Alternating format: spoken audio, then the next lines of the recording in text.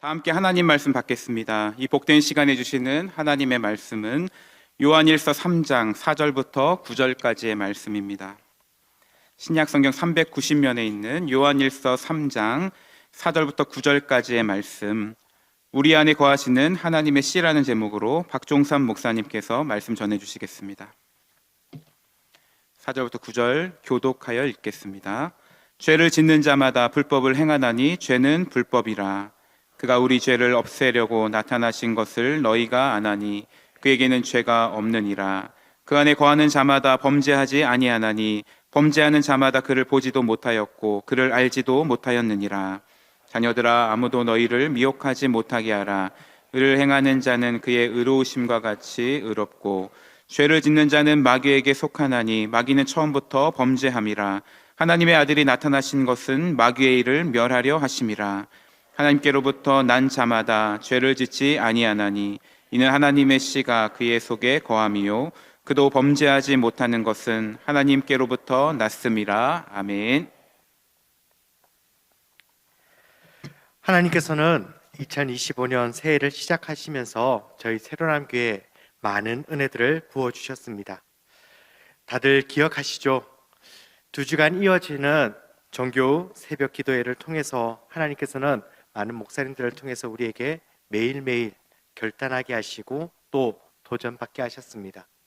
그리고 새해 은혜 집회를 통해서 6가지의 우리의 삶의 도전의 모습들을 점검하게 하시고 우리의 삶을 리셋하실 수 있는 기회를 주셨습니다. 이러한 말씀의 은혜, 기도의 자리가 우리에게 지난 시간, 명절 이후에 우리의 삶은 어떻게 변하셨습니까? 우리 성도님들의 삶에서는 우리의 마음에 결단한 모든 것들을 마음에 품고 끝까지 계속해서 믿음의 삶을 살아가고 계십니까? 오늘 말씀을 나누는 저 역시 많은 말씀 앞에서 늘 결단하고 하나님 앞에서 주신 그 마음을 품고 살아가려고 애쓰고 노력합니다. 그런데 종종 찾아오는 저의 육신의 연약함, 때로는 우리의 삶의 여러 문제들 앞에서 우리의 믿음의 그 결단들이 흔들릴 때가 있습니다. 오늘 요한 1세의 말씀을 통해서 요한이 우리에게 권면해 주는 이 권면의 말씀을 저희들이 함께 더 묵상하면서 이미 결단한 대로 살아가고 계시는 우리 성도님들께는 우리의 믿음의 가치, 복음의 원리가 무엇인가를 다시 한번 더 붙드는 시간이 되시고, 이제 잠시 머뭇거리거나 주저하시는 분들께는 이 복음의 원리를 가지고 다시 한번 더 새 힘으로 일어날 소망이 있기를 소망합니다. 오늘 첫 번째로 저희들이 같이 함께 살펴볼 내용들은 본문에서의 내용이 시작되는 요한 1서 3장 4절 말씀에서 우리에게 굉장히 마음에 부담감을 주는 말씀으로 시작하고 있습니다. 요한 1서 3장 4절 말씀입니다. 죄 짓는 자마다 불법을 행하나니 죄는 불법이라. 요한 1서의 이 말씀을 묵상하다 보면 나는 어떠한 삶을 살아가고 있는가? 나는 불법을 행하지 않고 정직하게 삶을 살아가고 있다라고 고백할 수 있을까? 라는 질문 앞에 서게 됩니다. 그 질문 앞에 설 때에 우리들의 모습이 하나님 말씀 앞에서 내가 또 오늘도 죄를 범하였구나 라는 무너지는 마음이 혹시 들지는 않으시는가요? 내가 오늘 하루를 살아가면서 내 삶에서 한 번도 주님 앞에 범죄하지 않고 죄를 짓지 않고 살았습니다 라고 고백하면서 나아오실 수 있는 분이 있으실까요? 오늘 본문의 말씀을 더 깊게 묵상하다 보면 이 죄의 문제가 끊임없이 우리 안에서 계속해서 나타난다라는 것을 발견합니다. 오늘 본문 말씀의 내용들을 더 깊게 묵상하려고 하다 보니 불법이라는 이 단어가 우리에게 주는 의미가 좀 특별하기 때문에 내가 죄인이구나라는 생각을 계속 하게 됩니다. 불법이라는 단어의 의미는 법에서 어긋난다라는 의미를 담고 있는데요. 그렇기 때문에 우리가 하나님의 법을 어겼다라는 생각을 가지게끔 만들므로 우리가 죄인이 되었다라는 생각을 끊임없이 하게 만듭니다. 내 삶에서 내가 하나님이 기뻐하시지 않는 일, 하나님이 즐거워하시지 않는 일, 그 일들이 우리의 삶에 너무나 많이 나타나기 때문에 그렇습니다. 내가 계속 불법을 행하였기 때문에 내가 죄인이다 라는 생각이 우리의 마음에 계속해서 들게 됩니다.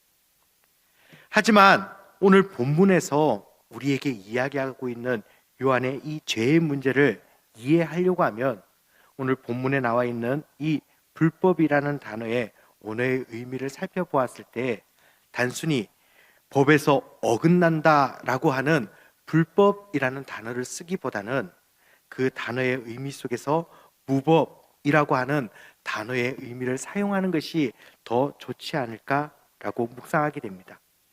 왜냐하면 무법이라고 하는 것은 법률을 지키지 않는다라는 의미도 있지만 오늘 이 무법이 가진 의미, 죄를 짓는 자마다 무법 행한다라고 이 말씀을 느낄 때에 우리가 법뿐만 아니라 법을 제정하신 분, 그리고 그 모든 것을 집행하시는 분을 무시하는 행위를 죄 짓는 행위라고 정의할 때에 오늘 우리들은 이 무법을 행하는 자가 누구인가라고 하는 질문을 다시 한 번 더 가질 수 있습니다.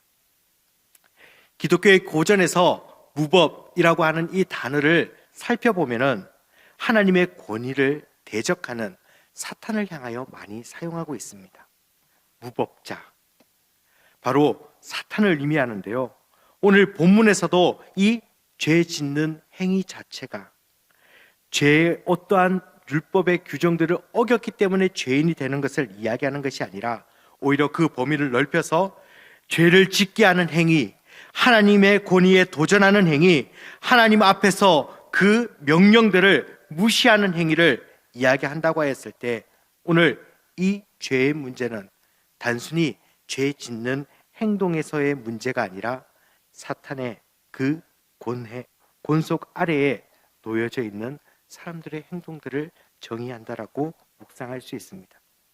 뿐만 아니라 죄 짓는 특별한 몇몇 사람들을 죄인이라고 정하지 않고 죄 짓는 자마다라고 표현하면서 오히려 죄 짓는 모든 사람들이 하나님의 주권에 도전하고 그 앞에서 심판의 자리로 나아갈 것이라는 것을 경고하듯이 요한은 우리에게 이 말씀을 가르쳐 표현하고 있습니다.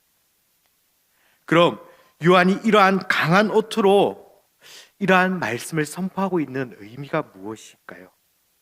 사실 이 요한 1서의 말씀은 그 시대의 거짓 선지자, 바로 영지주의자들의 물들어 있는 성도들에게 권면하는 메시지입니다.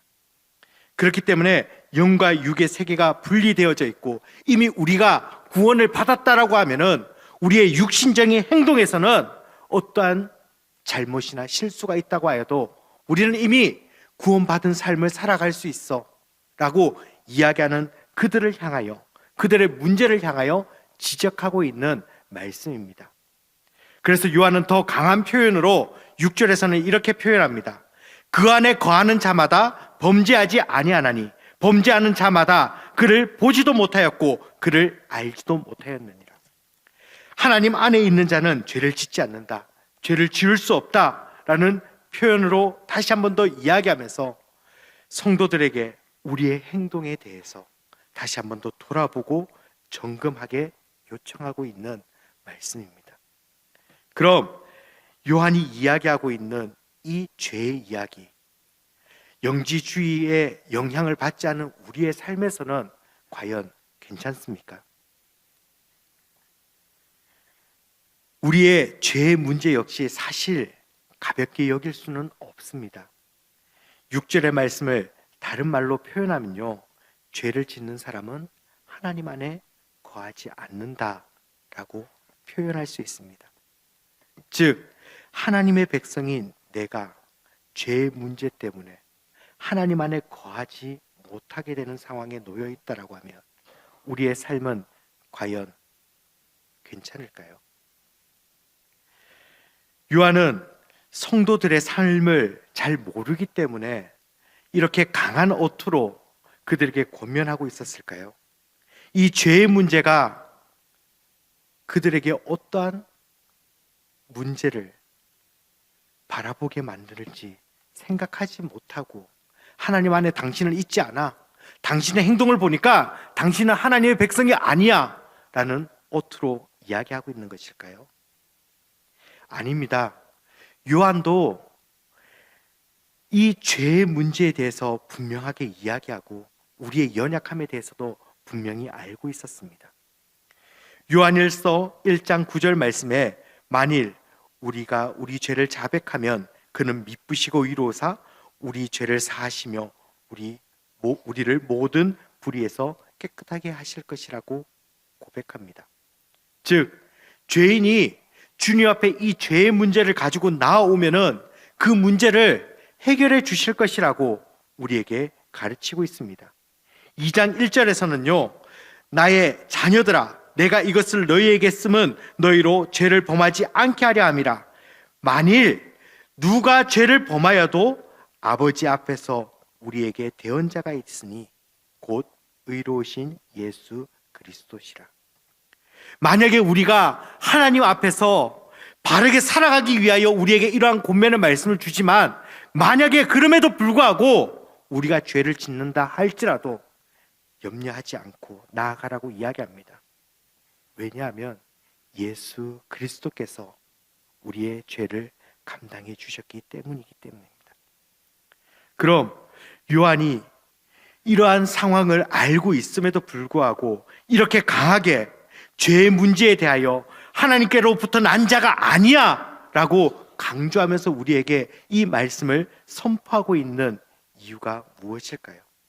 그리고 그럼 우리는 그 죄의 문제를 어떻게 해결해야 될까요? 우리는 요한이 이 죄의 문제를 해결하기 위하여 핵심적인 가치를 우리에게 말하고 있음을 발견합니다.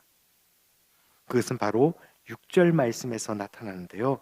요한일서 3장 6절 말씀입니다. 함께 읽어보겠습니다. 그 안에 거하는 자마다 범죄하지 아니하나니 범죄하는 자마다 그를 보지도 못하였고 그를 알지도 못하였느니라. 오늘 요한은 그 안에 거하는 자라는 표현을 사용하고 있습니다. 그 안에 거하는 자가 어떠한 사람일까요? 요한은 이전에 요한복음에서도 예수 그리스도 안에 거함이라는 주제로 우리에게 말씀을 가르쳤던 적이 있습니다. 예수님의 가르침 속에서도 나의 안에 거하라 라고 하는 포도나무의 비유를 통해서 우리가 그 안에 거할 때에 많은 열매를 맺을 수 있다라는 예수님의 가르침을 이미 요한은 우리에게 가르쳐 주었습니다. 그렇기 때문에 그 안에 거하는 자라는 의미는 예수 그리스도와 깊은 관계를 맺고 있는 삶, 이제는 그러한 관계 속에서 우리의 상황과 우리의 삶이 죄의 문제에서 벗어나 있다. 우리가 그 안에 거하면 하나님을 결코 떠날 수 없습니다. 하나님의 반대편에 결코 설 수 없습니다. 라는 표현으로 우리에게 이 죄의 문제를 해결할 수 있는 유일한 방법에 대해서 이야기해 주고 있습니다. 사랑하는 우리 사랑하는 가족 여러분, 이 거함이라는 표현, 관계함이라는 표현을 생각할 때 한 가지 고민해 볼 내용이 있습니다. 저는 한 가지 확신합니다. 우리 모든 새로운 교우들은 모든 가정마다 하나님께서 주시는 관계가 풍성하고 아름답다라는 것을 믿으며 이 말씀을 같이 나눕니다. 우리 아내, 배우자, 내 사랑하는 배우자를 생각해 볼 때 여러분 어떻습니까? 바라보면 바라볼수록 10년, 20년, 30년, 40년 시간이 지나면 지날수록 관계가 더 깊어져 계시지 않습니까? 그런데 조용히 생각해보면 세상 사람들은 처음이 더 좋다라고 이야기하더라고요. 처음 내 배우자를 만났을 때, 내 사랑하는 사람들을 만났을 때 어떠한 관계를 가지셨습니까? 상대방의 만남을 생각해 볼 때 저 역시 그러한 것 같습니다. 제 지갑에는요, 저희 아내가 저에게 처음 적어준 포스트잇이 들어있습니다. 보여드리려고 했는데 사진을 찍지 못했습니다. 그 내용은 다른 것이 아니라요, 제가 서울에서 사역할 때 이제 아침 일찍 이제 사역지로 출발해야 될 때 저희 집 문 앞에 간단한 간식과 함께 포스트잇을 붙여서 선물로 주었습니다. 그러면서 밑에 박종삼 씨가 아니면 가져가지 마세요 라는 코멘트와 함께 그 선물을 받았을 때, 아, 이 사람이 나를 얼마나 생각하는구나 라는 것을 생각했습니다. 여러분, 여러분들의 첫 마음이 어떠했습니까? 내 배우자를 만났을 때 그 사람과 얼마나 관계가 깊어지기까지 어떠한 관계의 시간들이 있었습니까? 그 사람이 무엇을 좋아할까? 그 사람이 어떠한 것을 더 기뻐할까? 그 사람은 어떠한 행동을 하면은 싫어할까? 라는 것들을 우리는 끊임없이 생각하면서 그 사람과의 관계를 이어갔을 것입니다. 만약에 사랑과의 관계도 그러하다면 우리 하나님과의 만남의 관계는 더 어떠할까요? 내가 예수 그리스도를 처음 만났을 때, 처음 하나님을 만났을 때의 그 마음, 그리고 계속해서 또 만나고 싶고 또 만나고 싶고 또 만나고 싶은 그 마음이 이어져 갈 때 우리 앞에 있는 이 죄의 문제, 하나님의 반대편으로 돌아서는 이 죄의 문제는 어떻게 해결될까요? 당연히 자연스럽게 해결될 것입니다. 내가 하나님이 기뻐하시는 것을 위하여 행동한다면, 그와 더 깊은 관계를 가지면 가질수록 하나님이 무엇을 기뻐하시는가를 안다면은 그것을 위해서 날마다 온 힘을 들여서 살아갈 수 있는 삶이 우리의 삶이기 때문에 그렇습니다. 더 나아가서 하나님과의 관계의 사귐이 요한일서 3장 9절에는 하나님께로부터 난 자라는 표현을 통해서 우리의 관계를 설명하고 있습니다. 즉, 죄의 별개의 상태에서 우리가 이제 태어나게 된 존재다. 죄의 문제는 우리에게 더 이상 영향을 줄 수 없다라고 이야기하는데요.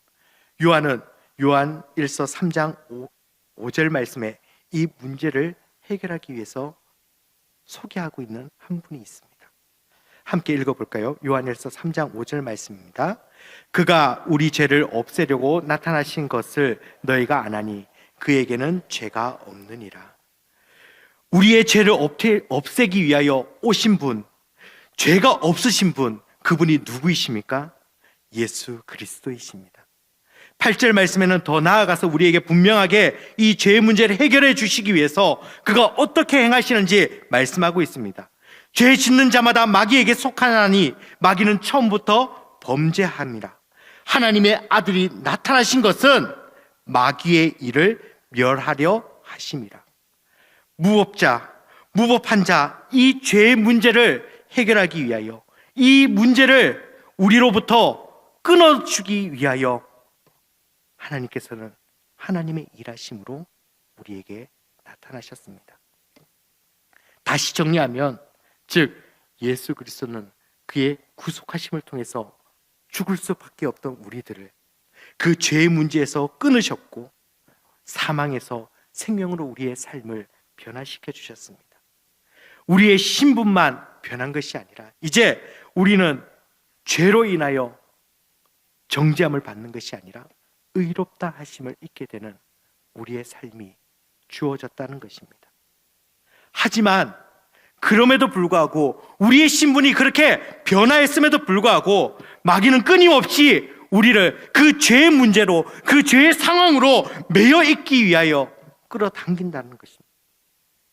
예수 그리스도의 십자가의 사건으로 이 문제를 이미 예수 그리스도께서는 해결해 주셨지만 우리의 연약함은 예수 그리스도와 상관없이 죄의 문제를 바라보고 서 있을 때 죄가 우리를 더 무너지게 만드는 상황들을 경험합니다. 앞에서도 말씀드린 것과 같이 2025년 새해를 시작하면서 여러분 어떠한 결단을 하셨습니까? 우리의 결단은 사실 내가 변할 수 있어 라고 생각하지만 얼마 가지 못합니다. 현실적인 여러 상황과 환경 속에서 우리는 그 결단을 잊어버릴 때도 많습니다. 하지만 그런 상황 속에서 우리를 다시 한 번 더 일으켜 세우시는 분, 우리를 다시 한 번 더 서게 하시는 분, 그분이 우리 안에 거하시며 내가 그 안에 거할 때 내 이 모든 문제가 해결될 수 있다라는 것을 오늘 요한은 우리에게 가르쳐주고 있습니다. 나는 또 실패하고 무너졌다라고 생각할지 모르지만 하나님께서는 나를 그의 씨로 낳으셨기 때문에 무너지는 것이 아니라 하나님의 손을 붙들고 다시 일어날 수 있을 줄 믿습니다. 그리고 우리에는 죄의 자리가 아니라 생명의 자리로 우리의 모든 삶이 변화되었음을 확신합니다. 그렇기 때문에 우리는 이 확신 속에서 다시 한 번 더 2025년을 결단함으로 하나님의 도우심을 구하며 나아가기를 소망합니다. 이러한 관점에서 우리가 다시 한 번 더 돌아봐야 되는 것이 무엇인가 라고 하면은 바로 우리 안에 거하시는 하나님의 씨가 어떠한 의미가 있는지를 돌아봐야 합니다. 요한일서 3장 9절 말씀에 하나님께로부터 난 자마다 죄를 짓지 아니하니 이는 하나님의 씨가 그 속에 거함이요 그도 범죄하지 못하는 것은 하나님께로부터 났음이라 라고 이야기합니다. 우리는 이제 더 이상 죄를 짓지 않고 하나님의 씨 안에서 다시 태어난 삶을 살아가게 된다라고 이야기하는데요. 이 하나님의 씨가 우리의 삶에서 어떻게 작용하는가? 도대체 이 하나님의 씨라는 표현이 어떠한 의미가 있는가를 성경에서 살펴보면요, 수많은 하나님의 씨에 대해서 이야기하고 있습니다. 그런데 오늘 본문에서 이 의미와 가장 닮아있는 성경 본문을 찾는다면 베드로전서 1장 23절을 이야기할 수 있습니다. 함께 읽어보겠습니다. 너희가 거듭난 것을 썩어질 씨로 된 것이 아니요 썩어지지 아니할 씨로 된 것이니 살아있고 항상 있는 하나님의 말씀으로 되었느니라. 베드로는 거듭남을 이야기하면서 우리가 썩지 아니할 씨, 바로 하나님의 말씀으로부터 이 씨가 우리에게 주어져 있음을 이야기합니다. 뿐만 아니라 야고보서도 1장 8절 말씀에 그가 그 피조물 중에 우리로 한 첫 열매가 되게 하시려고 자기의 뜻을 따라 진리의 말씀으로 우리를 낳으셨느니라 라고 고백합니다. 즉 우리의 삶이 하나님의 말씀으로 다시 한 번 더 태어나게 되었다. 요한 1서에서 우리에게 전해주고 있는 9절 말씀과 같이 다시 한 번 더 우리가 하나님의 씨, 진리의 말씀으로 우리가 다시 한 번 더 태어나게 되었다라는 것을 이야기하고 있습니다. 야고보와 베드로, 요한이 우리에게 주고 있는 중요한 핵심의 가치, 하나님의 씨는 다른 세상의 것들이 아니라 하나님의 말씀으로 주어지는 것임을 우리는 기억해야 됩니다. 그렇기 때문에 하나님의 자녀가 그 중심에 두어야 되는 것이 무엇일까? 우리가 예수 그리스도와 더 깊은 사귐의 자리로 나아가기 위해서 우리 마음에 품어야 되는 것이 무엇인가? 라는 것을 생각해 볼 때 하나님의 씨, 하나님의 말씀을 벗어나서는 그 어떠한 것도 우리의 삶의 문제들을 결코 해결할 수 없다는 것을 발견하게 됩니다. 새해가 되어서 우리의 수많은 결단들, 그 결단들이 어디에 기초하여 결단한 것인가를 점검해 보십시오. 혹시 내 삶에서 내 가치가 이러한 것이 있어야 되기 때문에 혹시 결단하면서 그 목표를 위하여 달려가는 삶을 우리가 살고 있지는 않습니까? 우리의 삶 속에 행해야 되는, 실행해야 되는 수많은 일들이 우리 앞에 놓여 있는데 그 모든 일들이 하나님의 말씀을 기초로 다시 한 번 더 세워지기를 소망합니다.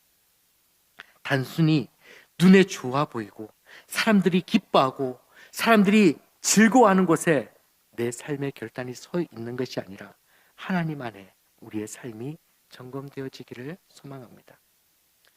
얼마 전에 저희 집에서 있었던 일입니다.